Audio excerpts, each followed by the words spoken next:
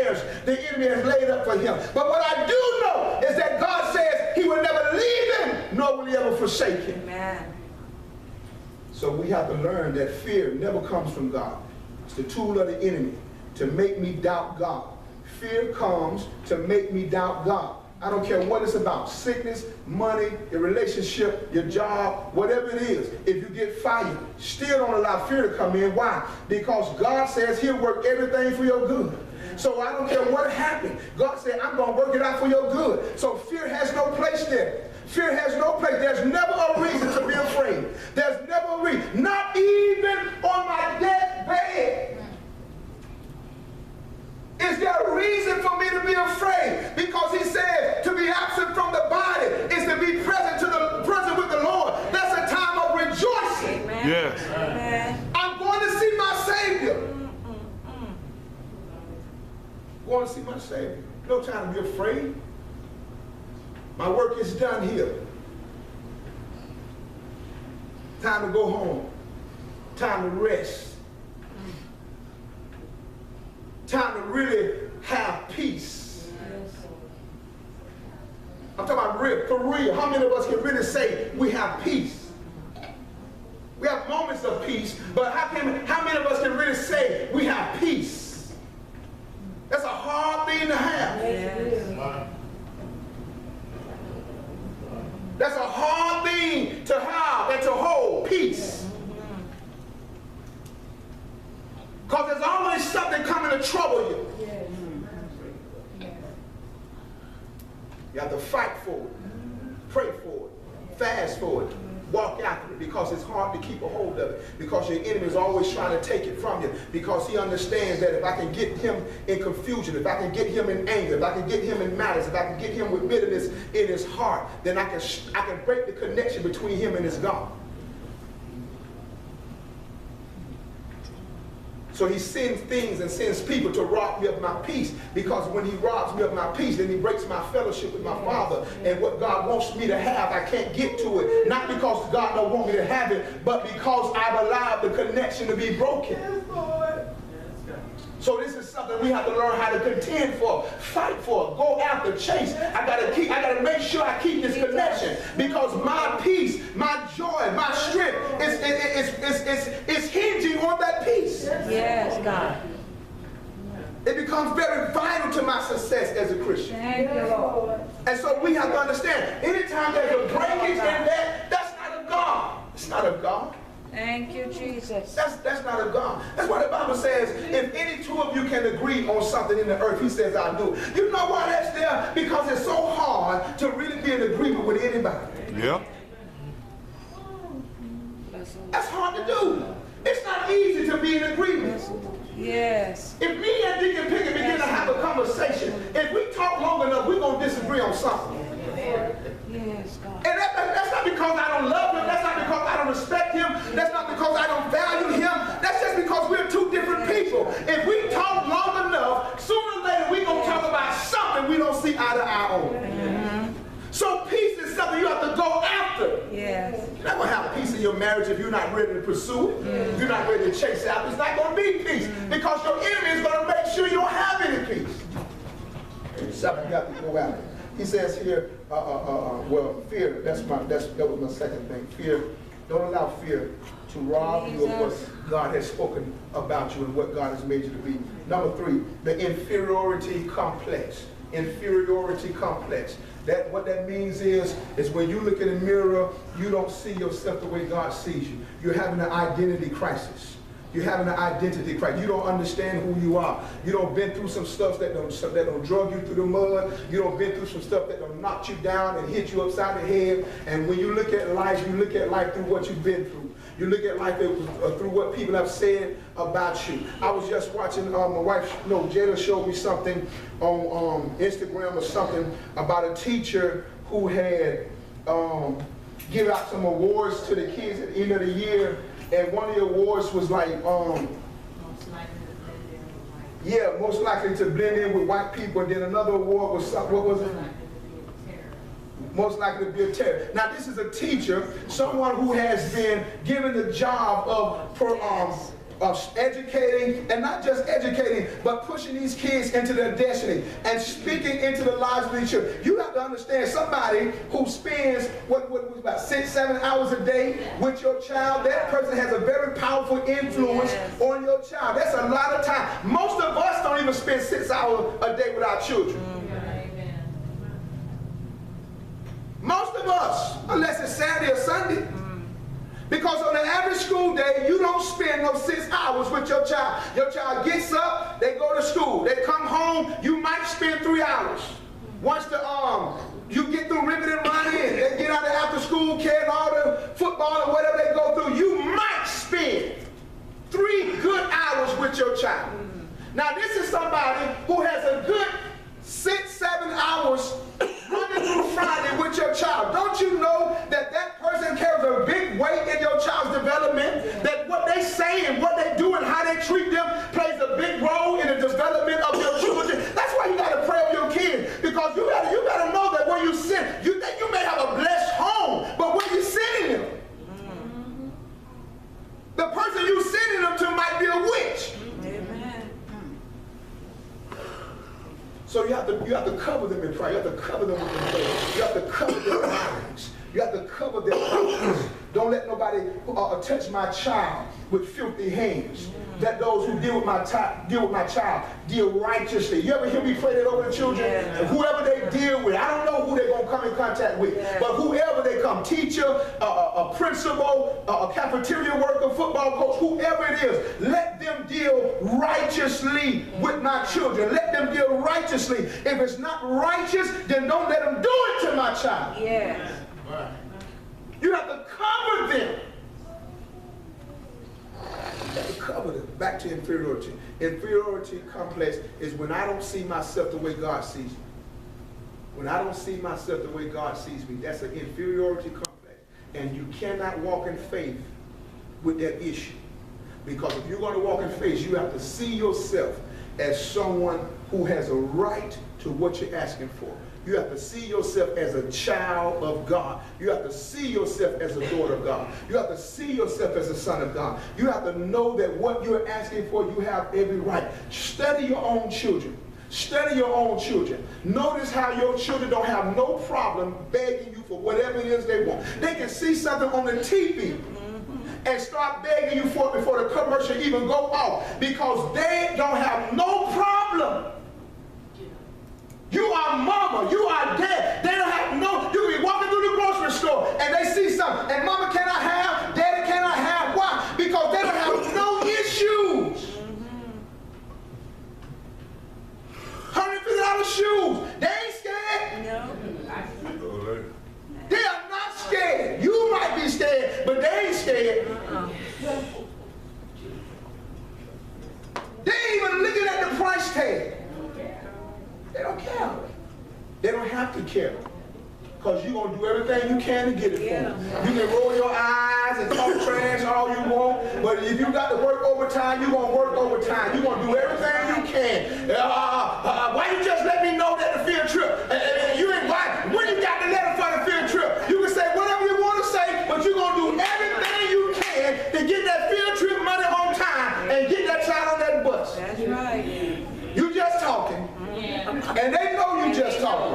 That's why they don't have no problem bringing it to you last minute, because they know once I give it to you, you're going to kick in gear. And if there's any way for you to make this happen for me, you're going to make it happen. Amen. They don't have no inferiority complex when it comes down to their parents. They are completely comfortable coming to you asking for whatever their hearts desire, because they know you are mama. You have shown them that you are mama. You have shown them that you are daddy. You have shown them that you are trustworthy. You have shown them that you are dependable. You have shown them that they can count on you. Mama gonna pull this thing together. Mama gonna make this thing happen some kind of way. Mama gonna do this. Mama gonna do that. Mama.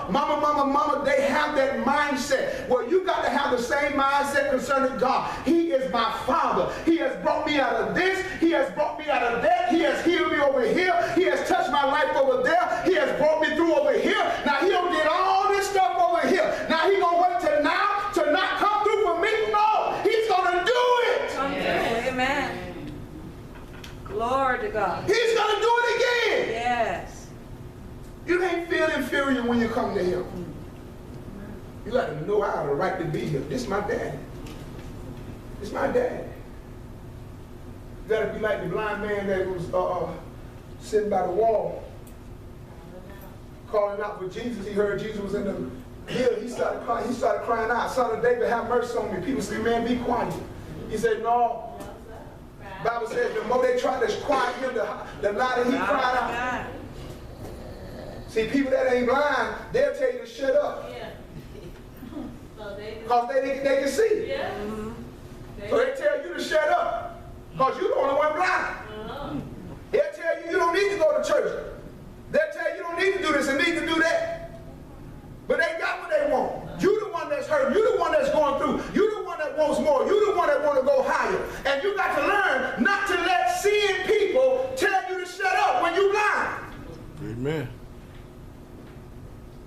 And the more they try to make him be quiet, the louder he screamed. Until Jesus heard him and came and delivered him.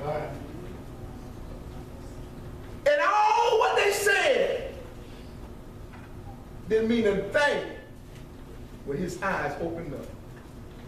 Can you imagine that? All the people saying to be quiet, you talk too much, you get on my nerves, you're always crying, you're always hollering out for Jesus, you're always begging, and then Jesus comes and opens his eyes. Oh man, I can imagine how he showed up. Huh? My eyes don't open too. You been telling me to shut up, and I can see. What?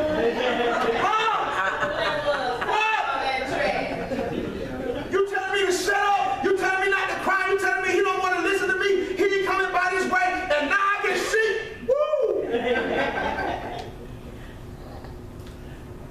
What they say don't matter when the breakthrough comes. It don't matter. It only matters if you quit. Then what they were saying was able to shut you up. But if you keep pressing and the breakthrough comes to pass, just think about all the people who can tell you you can't do it. You can't build that business. You can't have that business. Ain't nobody in this community ever built no business like that. And then all them people one day, that business pop off, and now you walking around looking good because you reaping the fruit of your business, and you see all them people that told you you couldn't do it. Amen.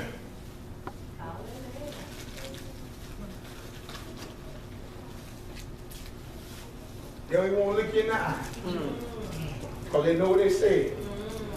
It don't matter what they say unless it stops you. Then it mattered because it was able to hit its mark and do its damage. But if you resist what they say, it don't matter what they say because you still press on to victory. Inferiority complex shuts a lot of Christians down because they don't feel like they have the right to ask God for what they really want, for what they really need, and have the faith to stand there knowing that when I ask my daddy for this, he's going to do it. Amen. When I ask my daddy for this, he's going to do it. It's a done deal. The moment I ask him for it, it's done. It was done. The moment I open my mouth and ask my daddy, he's going to do it because he is my daddy. Point blank. He's my daddy. That's it.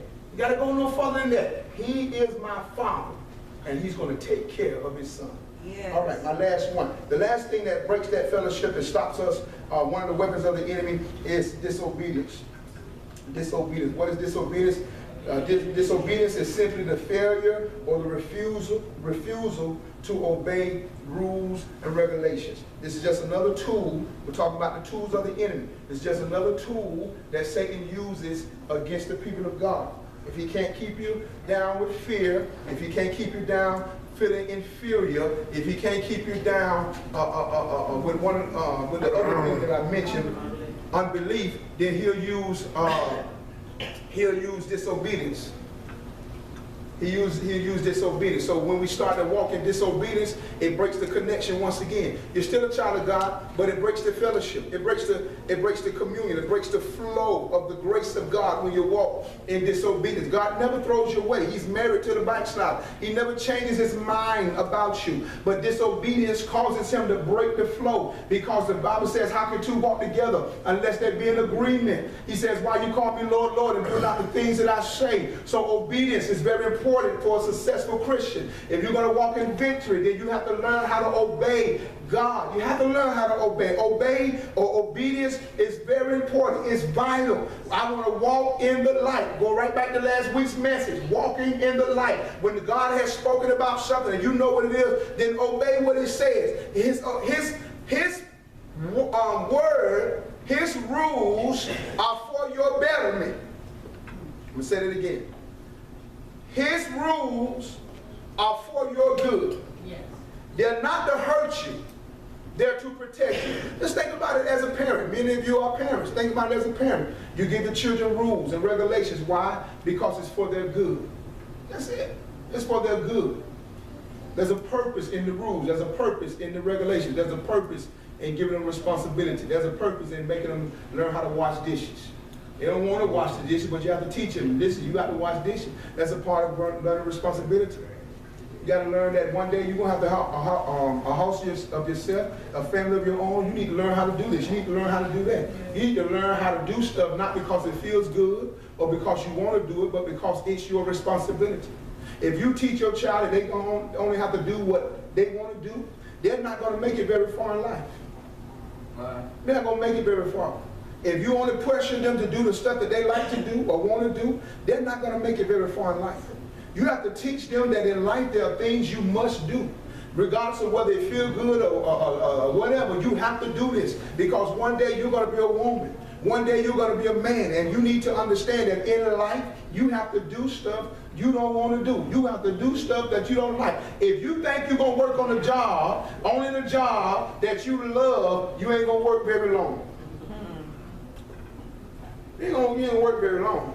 Because something's going to happen on that job sooner or later where you're going to be hot, you're going to be mad, you're going to be upset. And if you haven't learned in life to keep your mouth closed and put your head down and do your job anyway,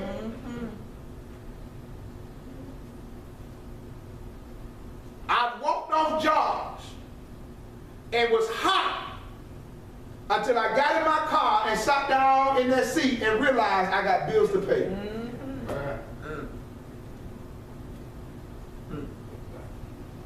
Thought I was doing something. Until I sat down in that behind that wheel and the reality of my new jobless situation hits me. There have been times when I had to call and try to get back on the job. That I slammed the door and walked out on and told them what I wanted to tell them. Oh, Jesus. That's real. That's life. So we have to show, we have to know, not just teach them, but we have to know also that it ain't always about what feels good or look good or sound good. Right. Sometimes we have to do what we don't want to do because it's what needs to be done. And sometimes we have to work somewhere or be somewhere in preparation to move to the next place. That's right. This ain't my only place, but hey, I'm on the move. I'm moving somewhere, so I'm gonna do what I need to do right here. Yeah. But I still got my main vision in mind on where I'm going. Yeah. You understand what I'm saying? That's very important. Obedience, and I'm closing, is very important if you're gonna be successful as a Christian. Because I showed you in the beginning of my message who you are and God's purpose for you. God's called you to have dominion. God's called you to be a conqueror. God has called you to be so powerful and effective where you are that people will love you and celebrate you when you're gone because you walked a certain way. You spoke a certain way. You did certain things, and it blessed the lives of the people you were connected to. You were that woman. You were that man that others could go to, that others could call, that others could depend on. You was that person that was able to be a strength and a blessing to others. God wants you to have dominion wherever you are. Man. Wherever you are, he wants you to rule in that place, reign in that place. The devil, however, does not want you to. And so these are the tools that he will use against you to break you down and make you live beneath what God has called you to live. Don't allow disobedience to cause you to live underneath your privilege.